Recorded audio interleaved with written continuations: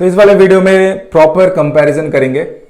मैंने इन दोनों फ़ोन्स को ऑलमोस्ट बहुत लंबा यूज़ कर लिया है, इसको सबसे ज़्यादा लंबा यूज़ किया है एंड इसे हाल फिलहाल में मैंने जो है 1-2 हफ्ते तो डेफिनेटली अपना प्राइमरी सिम कार्ड डाल के यूज़ किया है, तो मेरे को बहुत कुछ पता चला है एंड मैंने ऑलरेडी एक बार कंपैरिजन किया हुआ था, बट ये जो है आपको लॉन्ग टर्म कंपैरिजन आपकी बाइंग डिसीजन में डेफिनेटली हेल्प करेगा।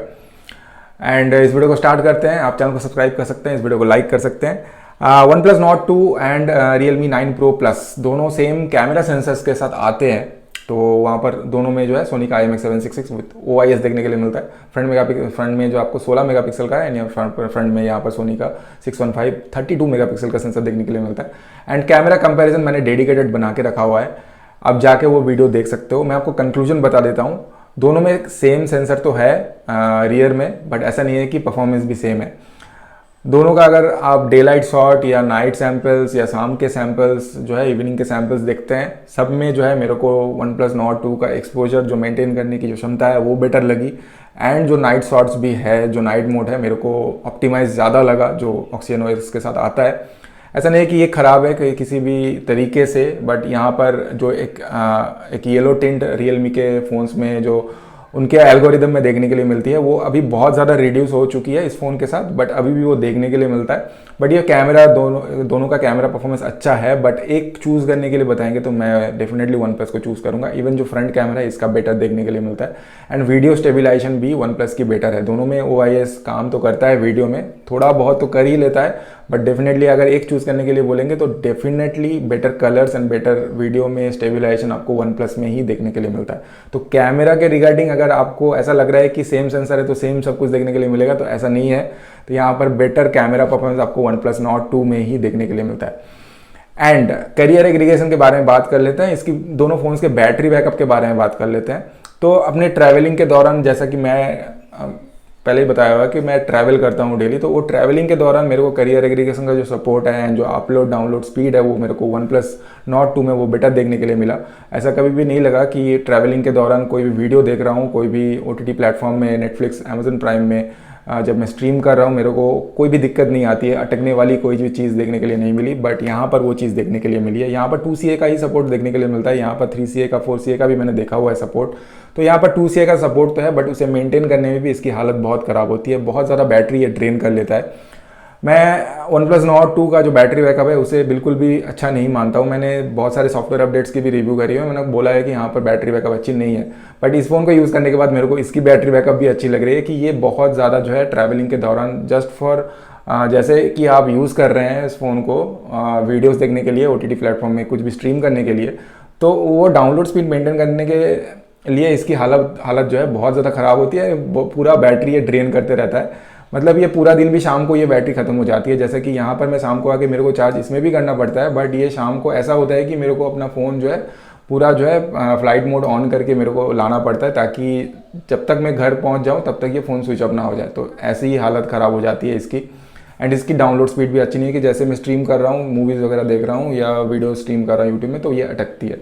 तो इसकी डाउनलोड अपलोड स्पीड भी उतनी ज़्यादा बेटर देखने के लिए नहीं मिलती है। तो ये सारी चीज़ें। एंड सॉफ्टवेयर के बारे में बात कर लेते हैं। देखिए, परफॉर्मेंस दोनों की मेरे को मोर और लेस सिमिलर ही लगी।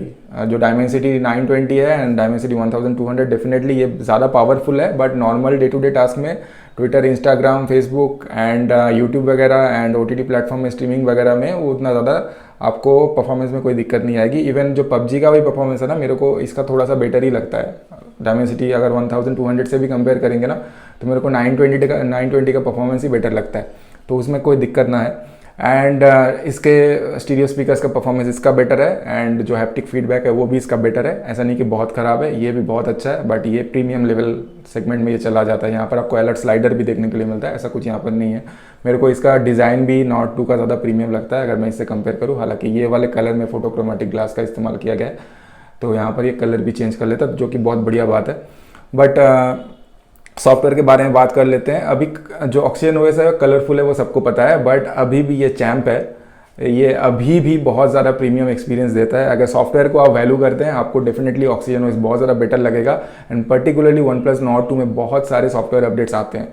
सॉफ्टवेयर का जो बैकअप है यहाँ पर किसी महीने में 2 या 3 नहीं को बोलूँगा, बट बहुत सारे महीनों में हमने देखा है कि 2 सॉफ्टवेयर अपडेट्स भी आता है फॉर वन प्लस नॉट 2। ऐसा नहीं कि फ़ोन बहुत ज़्यादा ऑप्टिमाइज़ किया गया है, मतलब बहुत ज़्यादा ख़राब था ऑप्टिमाइज़ किया हुआ। ये फ़ोन पहले भी अच्छा था, ये फ़ोन अभी भी अच्छा है, खाली बैटरी बैकअप की थोड़ी दिक्कत होगी, बट ट्रस्ट मी ये फ़ोन यूज़ करने के बाद मेरे को इसकी बैटरी बैकअप भी बहुत ज़्यादा बेटर लगती है। एंड चार्जिंग स्पीड ये 27 to 28 मिनट लेता है फुल चार्ज करने में, हालांकि ये जो है 45 to 50 मिनट्स ले लेता है। 45 मिनट्स तो डेफिनेटली लेता है, ऑलमोस्ट जो है डबल से थोड़ा कम टाइम ये ले लेता है। मतलब ये सेम चार्जर के साथ आता है, दोनों में सेम ब्रिक देखने के लिए मिलता है।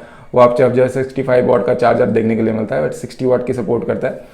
बट भाई मेरे को नहीं पता ये रियलमी का ये वाला फ़ोन इतना ज़्यादा टाइम क्यों लेता है। जब मैं इससे यहाँ पर स्विच कर रहा हूँ मेरे को लगता है कि ये फ़ोन बहुत ज़्यादा टाइम लेता है, ये चार्जिंग के दौरान थोड़ा ये हीट भी हो जाता है। तो ये देखने के लिए मेरे को मिला, तो इसमें बहुत ज़्यादा प्रॉब्लम आई कि बैटरी बैकअप भी कम है एंड चार्जिंग स्पीड भी उतना ज़्यादा नहीं है, मतलब बहुत ज़्यादा टाइम ले लेता है वन प्लस नॉट 2 से। एंड सॉफ्टवेयर के बारे में बात कर रहा था, तो ऑक्सीजन ओएस सॉफ्टवेयर के डिपार्टमेंट में आपको बहुत बढ़िया एक्सपीरियंस देगा, बहुत ज़्यादा प्रीमियम एक्सपीरियंस देगा। एंड वही बहुत ज़्यादा मैटर करता है। अगर आप यूज़र एक्सपीरियंस आपके लिए मैटर करता है तो सॉफ्टवेयर सब कुछ है आपके लिए, तो वहाँ पर ऑक्सीजन ओएस बेटर है। रियलमी UI 2.0 के साथ अगर ये फ़ोन आता तो मैं बोल देता कि आपको ऑलमोस्ट सिमिलर ही दिखेगा, बहुत ज़्यादा ब्लोटवेयर यहाँ पर देखने के लिए मिलता है।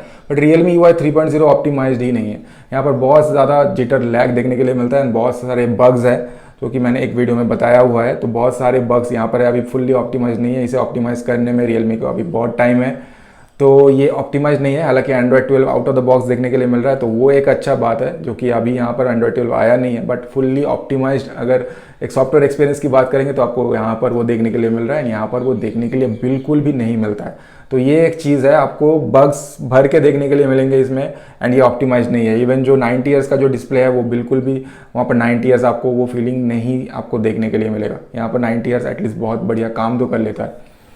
एंड अगर दोनों की आउटडोर विजिबिलिटी की स्क्रीन्स की बात करूँ तो आपको ऑलमोस्ट सिमिलर स्क्रीन ही देखने के लिए मिलता है। दोनों का ही आउटडोर विजिबिलिटी Mi 11i से भी बेटर नहीं है। इवन अगर Redmi Note 10 Pro या Pro Max से भी कंपेयर करेंगे, ये दोनों का ही जो आउटडोर विजिबिलिटी उतना ज़्यादा ग्रेट नहीं है। बट एक चीज़ है कि यहाँ पर जो चिन्ह है, जो बेजल्स है, बहुत ज़्यादा कम देखने के लिए मिलता है। एंड Realme 9 Pro Plus में एक भद्दा चिन्ह देखने के लिए मिलता है, तो मेरे को पसंद नहीं आया। बट हालांकि जो प्राइस डिफरेंस है तो वो बहुत ज़्यादा है। अगर आप 8GB का भी कंपेयर करेंगे दोनों का, तो आपको वहाँ पर 3 से 4 हज़ार का यहाँ पर डिफरेंस देखने के लिए मिलेगा। बट ये सारी चीज़ें जो है आपको डेफिनेटली फेस करनी पड़ेगी। तो आई होप ये वाली वीडियो आपको जो है बाइंग डिसीजन में हेल्प करेगा। एंड अगर हेल्प करे तो भाई चैनल को सब्सक्राइब, वीडियो को लाइक। मिलता हूँ नेक्स्ट वाले वीडियो में, तब तक देखते रहिए।